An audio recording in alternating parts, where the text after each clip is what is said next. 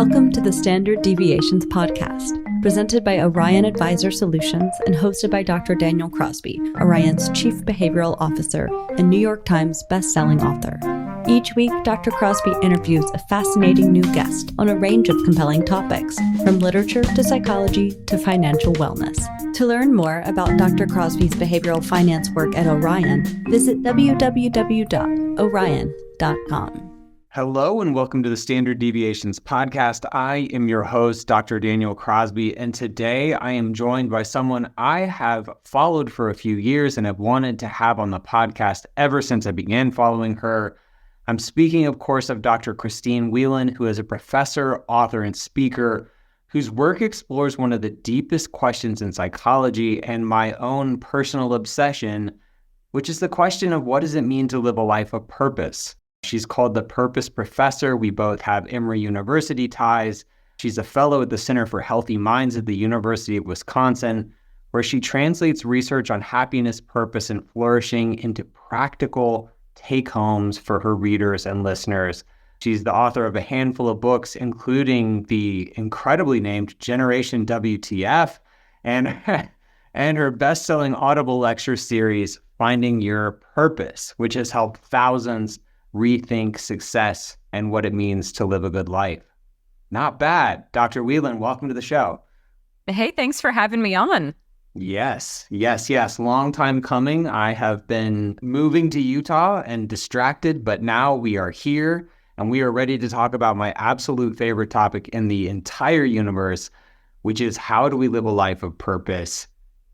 My biggest misunderstanding, I think the biggest misunderstanding most people have when it comes to this is that this is like an eat, pray, love thing where they're going to go on some grand quest. They're going to go backpack through Europe. They're going to go sit in the forest for a month until purpose, lights upon them. And you've written that purpose isn't something that we discover so much as something that we build, which can feel a little bit heretical in a culture obsessed with kind of unearthing your passion or finding your passion. Talk to me about that and why we societally view it as more of an epiphany rather than an active, constructive thing. So the traditional academic definition of purpose really almost has it as a noun. It would be defined as a singular life aim, like the one thing that you feel called to do in your life. And that has always made me stressed out because I contain multitudes, as do most of us, right? So I actually see purpose as a verb. It's something that we do each and every day when we use our gifts in keeping with our values to make a positive impact on the people and the ideas that we care about most. And so when you define purpose that way, rather than a singular life aim, when you define it as something that you can do in small steps, day in and day out, well, then purpose becomes something that you can build, something that you can wake up tomorrow and say, okay, what small thing am I going to do to be pro-social, to help others, to feel good in my life and in my community? It doesn't have to be huge. And because it can be done in small steps, it takes that really daunting idea and hopefully turns it into a pleasurable exploration of possibilities. Yeah, I really like that framing and I like that shift from noun to verb. I feel like it allows us to take the power back a little bit and become more active and self-constructing in our search for purpose or in our, striving for purpose, I guess. I think another important distinction to make is I think a lot of times we conflate and talk about happiness and purpose, and I think a lot of times we confuse those terms.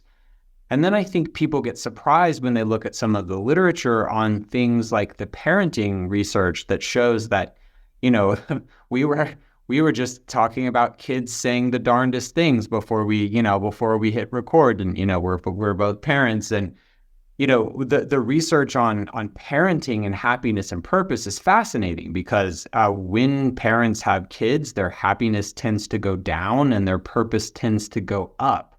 So talk to me about the distinction between happiness and purpose and where should we be optimizing for one or the other? Your purpose is not to be happy. And this is one of the things that I tell my students, and they have this sort of crushed look on their face, because our culture tells us that the purpose of our lives is to maximize our happiness. Aristotle would say that that is a sort of an improper message of maximizing hedonic happiness. The idea of pleasure in the moment. Are you having fun? Is life cool? Good vibes only, right? But a life of meaning, he would call a life of eudaimonic happiness. And that's where you feel proud of a job well done. That's parenting. That's putting in the effort even when it's not fun all the time, but because you believe in what you are doing. And what I wish for everybody is a life of eudaimonic happiness with a lot of hedonic happiness along the way. So happiness and purpose don't have to be in conflict with each other, but they're definitely not the same thing. And if we are trying to get purpose or find purpose, and we're doing it so that we can be happy, that really misses the point of what a life of purpose means. Yeah, I know it's hard, right? Because everyone wants the hedonic happy. I mean, we want pleasure, we want ease and things, but I think many times those things work at cross purposes with the eudaimonic, the joy, the purpose, the meaning. Because I think if the listeners to this show will, hit pause for a moment and reflect on the most meaningful thing you've ever done, right? Like what's the thing you're proudest of? Almost certainly it took a measure of pain and striving for you to achieve that thing. So do you think that we as a society sort of over-optimize for short-term hedonic happiness and maybe don't give enough focus on that longer, joyful eudaimonic piece of it? Yeah, my husband is a psychiatrist and he studies novel treatments for depression. And years ago, we were going to write a book together that we tentatively titled Make It Harder.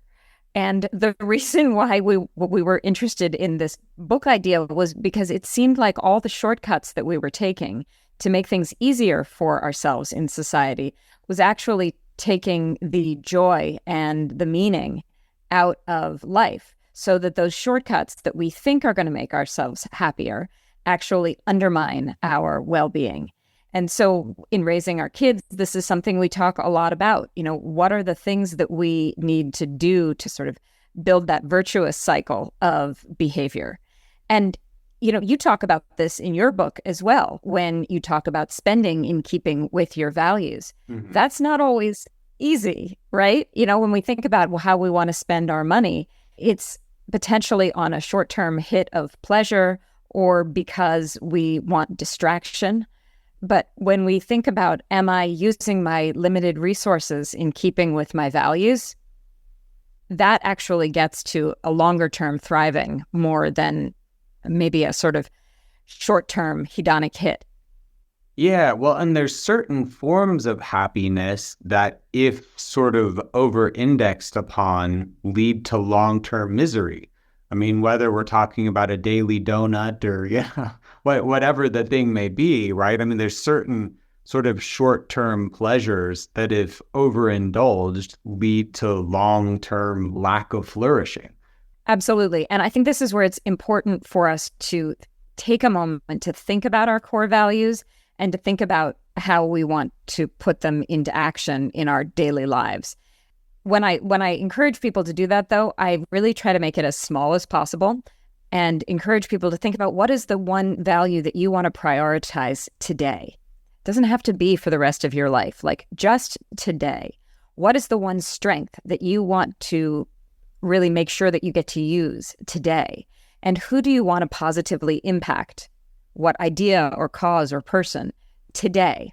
And when we bring that down together, then we can make a decision for today that really is that brick that sort of brick by brick builds that larger purpose. And it doesn't mean we can't have fun. We just need to think about the things that actually give us the most pleasure. So, for example, I really like getting my nails done in really fun colors because it makes me happy. And I have each different fingernail a different bright color. It's kind of ridiculous, However, and oh, by the way, it also costs a lot of money to do this. However, it brings me joy. Like, it really gives me a boost and it makes me feel good in a way that I will say this is something that other people might find frivolous, but is really important to me because it's in keeping with my values. It works for me. And so that's why I like inviting people to do these things for themselves, because there may be some small thing that you say, this is really important to me. And I say, well, I don't spend money on that, but it doesn't mean that either of us is wrong. It's just that we are hopefully anchoring this in terms of what really matters to us. So I'm in the midst of writing a book on purpose as well, and I want to be you when I grow up. And I'm writing this book on purpose, and as I meet people and they ask me what I'm working on, and you say, look, kind of jokingly, I'm writing a book on the meaning of life, and they sort of roll their eyes and they go like, well, how could you possibly encapsulate that? But what I love what you've done here is you bring it back down to earth and say, look, just who do I want to positively impact today? What's a virtue that I want to highlight today? And that's one of my favorite hallmarks of your work, is that you take this thing that seems so grandiose and so hard to get our arms around, and you bring it down to the very practical level. I think that's just such a beautiful thing to say, what's one value I want to give expression to today? Yeah, and when you bring these big ideas into small steps, you build a sense of self-efficacy. You build the sense that you can actually do it. And when a lot of people think, oh, I don't know, I have to find my purpose. I have to find myself. I have to figure everything out. I don't know who I am anymore. These are real feelings that people feel, that I have felt. So I'm not diminishing them. It's just that those are so big that they feel impossible to do something about, where the research suggests, well, why don't you try something? Why don't you do something small today rather than sitting trying to figure it all out in the abstract? Take a small step, test it, see if it feels good. The other element of this is that I actually think that most of us are doing purposeful things on a daily basis. We're just not giving ourselves credit for it. And so by thinking about our values, our strengths, and who we want to positively impact on a day-to-day basis, even if you just think about it for a second while you're brushing your teeth in the morning, when you go to bed at night, you say, yeah, I actually did that. It can be making dinner for your family. It can be calling a friend you haven't talked to in a while. This is not huge stuff, but these are the purposeful bricks that we are laying in our lives that do give our lives meaning. Yeah, I love that. A behavior in motion tends to stay in motion. A behavior at rest tends to stay at rest. Like, take that baby step in the direction of that purpose, doing the things you talked about earlier, and highlight the purposeful things you're already doing. I find that one of the things that we tend to do is explain our work or our day in sort of the lowest, least meaningful common denominator. Like, how was work today? Well, I built a bunch of, PowerPoints, or, whatever sort of the least meaningful framing of that day is. Well, yeah, I also supported my 3 children and, helped send them to college, and I learned a new skill today. And, we can be more intentional about the framing of the work we're already doing, right? Absolutely. Not as a should, not as like an extra thing to add to your to-do list, but really as a thing that you get to do. You get to celebrate the purposeful life that you are already leading. And as you do that for a couple of days, maybe a week, you might begin to see, oh, I feel more purposeful. Or you could say, wow, the stuff that I'm doing is not at all what I was thinking about when I thought about purpose in my life. So then you can then say, okay, well, either I need to rethink what I'm talking about when I talk about purpose in life, or do I need to change my behavior? Often we always go to behavior change. We always go to changing the how. And that's very, very challenging for most of us. But you can also change the way you think about things that you are doing and change the framing and the meaning that you give to it. So, you can pull both levers. And that to me is especially important when there's change happening in your life. And so you were talking about your next book is about purpose, and I can't wait to read that and talk to you more about that. My next book that I'm working on is around purpose in times of transition. Because one of the things that has become very, very clear to me is that while purpose is something that's always important for people to think about and talk about, well, when we actually think and talk about it, that's when things get real. That's when things are changing, when things are bad, when we are having either an expected or an unexpected transition. Then we say, who am I? What is the meaning of all of this? And so I'm trying to formulate a sort of almost just-in-time purpose framework so that people can figure out how to make the crossing from where they are to where they want to go. And I'm currently thinking about it as a crossing, as this idea of what are you putting down? What are you taking with you across? And then what are you picking up on the other side? Dr. Whelan, hurry and finish the book, because I've been in my in-laws' basement for a month and my furniture arrives tomorrow, and I could have used the book for the last month, okay? That's all I'm saying. You talked a moment ago about, not treating it as a should. And I want to talk about what psychologists indelicately refer to as shoulding all over ourselves sometimes. How can we keep this from becoming just another thing? How can we keep this from becoming just another achievement metric, another thing on an already too full plate, another weight on our backs, another form of perfectionism? So first of all, there is a very wise psychologist that I usually attribute shoulding all over yourself to, and that is Stuart Smalley, the self-help guru from Saturday Night Live. So I'm glad you have more academic quotes. I go straight for the SNL. So purpose is not another item on our to-do list. It's an opportunity to embrace a life of meaning and to sort of talk about the through lines of what matters most to you and how you've made it happen in your life. So I think of it as really a way to test and explore what matters to you, rather than waiting until the end of your life, where most self-help books on purpose are geared toward folks in their 60s, 70s, 80s, and beyond. And the idea is to look back and tell kind of a just so story. Like, okay, well, these are the things that I did, and so here was the thread of purpose that ran through them. When you're talking about purpose for young people, for people in midlife, people building careers still, I think there's a real opportunity to kind of choose your own adventure. I loved those choose your own adventure books when I was a kid, because there were options. And with a sense of purpose, and with thinking about purpose as a verb, not a noun, it becomes something that you can carry with you your whole life, that becomes an option that a hat that you can put on in all sorts of different contexts. So if you think of purpose as a noun, then you would really probably associate it with a particular title. Like I am an investment banker, I am a father. All of these nouns change throughout the course of our lives.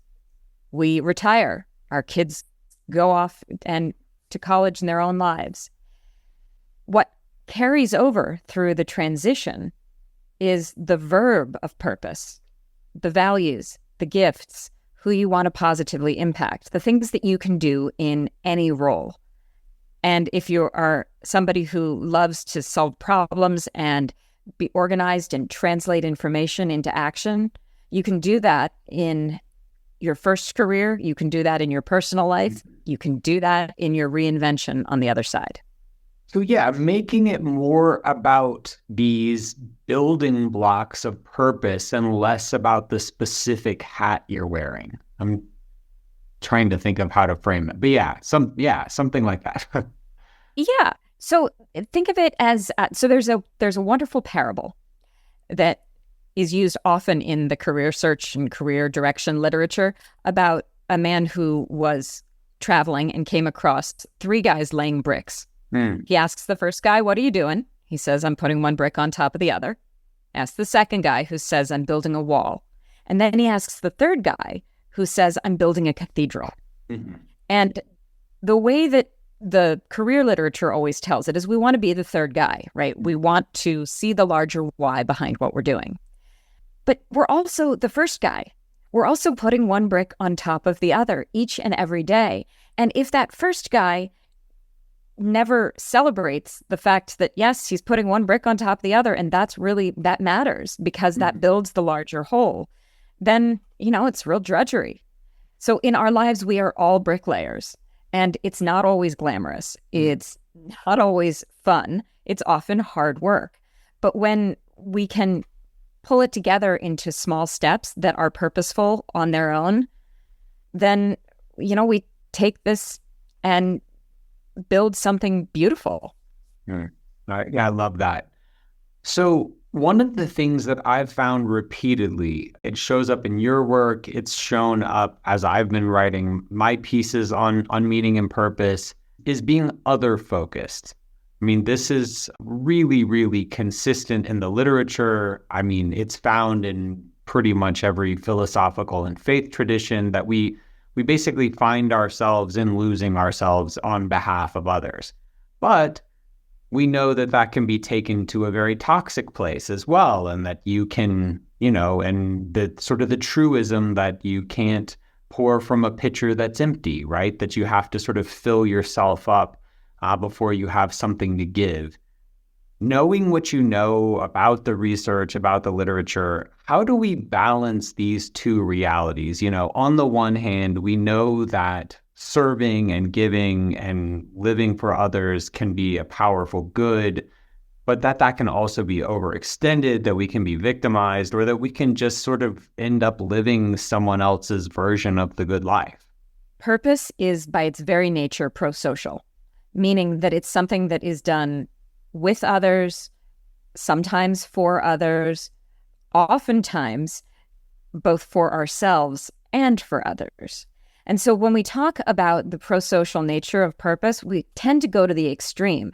Like you've sold all your worldly possessions and you're helping the world in some very wonderful, fabulous way that not many people can actually do. So we think of it as, there's this purposeful pro-social behavior that's out there somewhere, but that's not me. That's, I think, kind of a cop-out, honestly, because pro-social purpose is much smaller than that. We engage in pro-social behavior when we have dinner with our family. We engage in pro-social behavior when we hang out with friends, when we ask somebody how their day was, when we hold the door open for somebody. These are really small acts, but this is what pro-social behavior actually means in the academic literature. So I really try to break it into small steps, bring it back from the all or nothing elements, and show that all of us are doing pro-social things in our lives. Well, maybe not all of us. If you're not, it's perhaps because you are, a teenager, glued to your screen in your basement. I have several of those. And and you have a nagging mother who is encouraging you to go out and go do something. Because when we are in relationship with others, we are usually doing something pro-social. And so that's why I think it's really important to be in relationship with others. And it can actually be quite purposeful. Yeah. Once again, I think that theme of highlighting the good you're already doing, seeing significance where you may have just seen a lunch with friends. I really like that. You've spoken in this conversation already about identifying and living in accordance with values a few times. One of the things I find about myself, I'll get some free therapy here, is that sometimes my values feel a little schizophrenic. Like I'm at the, I'm on the one hand very ambitious, but on the other hand, really value presence with my family and, a quiet night at home. On the one hand, I just want to be free and I want to be left alone. But, there's certain people I want to be deeply committed to. I'm very curious about many things, but I also really like stability. When these things seem to compete, how do you ascertain which values to prioritize? So values collide all the time. And this is something that nobody tells you. Like, people just say, oh, live in keeping with your values. Yeah, that's awesome. But I have a lot of different values. When values collide, the only thing you can do is to make a choice. And by the way, not making a choice is making a choice, right? But when we make a choice to say, right now, I am going to prioritize my ambition values, it does not mean that we do not value spending time with our family. It just means that in this 2-hour period, we are going to be prioritizing that value. Now, sometimes it's an all or nothing. Sometimes you cannot be at a friend's birthday party and at a family member's funeral. There are some times where you have to choose between two things that are both good to do. And in those moments, you have to make the best choice that you can in the moment, in keeping with the value that seems to take priority. You may regret the decision, but if you do it consciously, then you know that, okay, if I'm not going to this friend's birthday party because I'm going to go to the family funeral, then I will make sure to take that friend out to dinner sometime. There are usually ways to prioritize our values at different times. I have a friend who says that she has a Monday to Friday set of values and then a weekend set of values. And she really prioritizes relaxation on the weekend, and she prioritizes productivity during the week. I have another friend who says that when she changes her closet over from winter clothes to summer clothes, she has a different set of values. Like, she has a cold weather values and a warm weather values. I think these are hilarious because they really show that you can choose and prioritize in ways that make sense to you. And for you in particular, challenging the idea that you have to be either career focused or family focused. Mm-hmm. We can do both, just not at the same time. I think my favorite thing that you said there was the piece about how no decision is still a decision. And I think a lot of people sort of, maybe pretend is the wrong word, but sort of pretend to have no choice and feel like, well, I have to do this because of X. And I think a lot of times that is a cop-out or self-serving or treating a non-decision, treating a decision as a non-decision.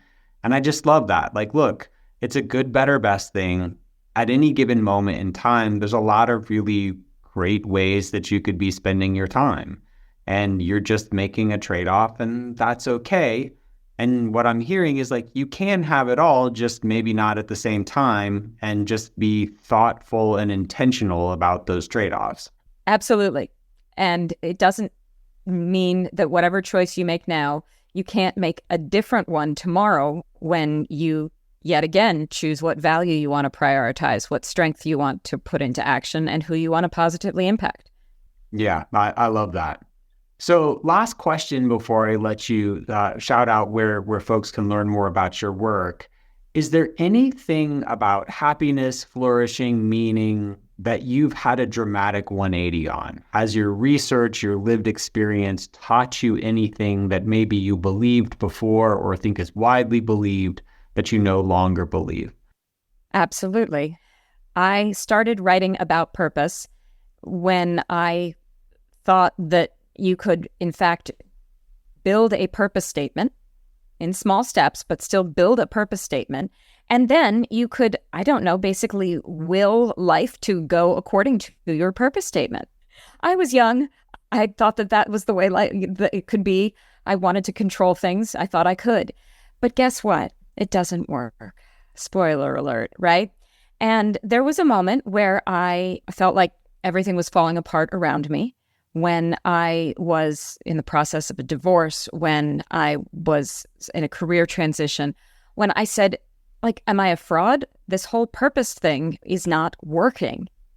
And that's when I realized that purpose is a verb, that purpose is something that we have to do on a daily basis, that we get to do on a daily basis, and that it carries us through the transition. So this whole idea of purpose in times of transition that I'm so fascinated with now is because I've gone through a bunch of life transitions, and I've realized that the questions and answers about purpose that I had at other points in my life were not as relevant in that time of transition. They didn't fit as well. And instead, I had to come back to these core ideas of what is it that I want to prioritize in terms of my values, my impact, and the strengths that I want to use to get that done, and how can I carry it from one stage to another. So the struggle is real, and there are no easy answers. I did my doctoral dissertation on the self-help industry, and let me tell you, quick fixes do not work. And this is something that we have to build brick by brick. Beautifully said. Thank you for your time. Thank you for your work. It's so critical. We are I think it's now widely understood that we find ourselves in kind of the midst of this meaning crisis. And I think that we could scarcely have a better or more important conversation than the one we had today. So thank you for sharing all of this with us. If folks want to learn more about you and your work and continue to pull this thread, where can they find you? I think the best place to find me is on LinkedIn. And I post frequently on LinkedIn and also on my website, christinewhelan.com. And I'm really excited to be doing lots of great speeches at various financial, academic, and nonprofit institutions in the coming months, which is exciting because it means that people are talking about this and that hopefully purpose and meaning can continue to be built brick by brick in the workplace and in our personal lives.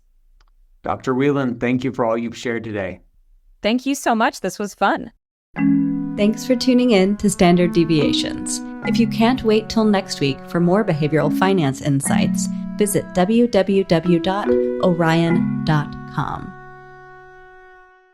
All opinions expressed by Dr. Daniel Crosby and podcast guests are solely their own opinions and do not reflect the opinion of or endorsement by Orion and its affiliates, subsidiaries, and employees. This podcast is for informational purposes only and should not be relied upon as a basis for legal, tax, and investment decisions. The opinions are based upon information the participants consider reliable.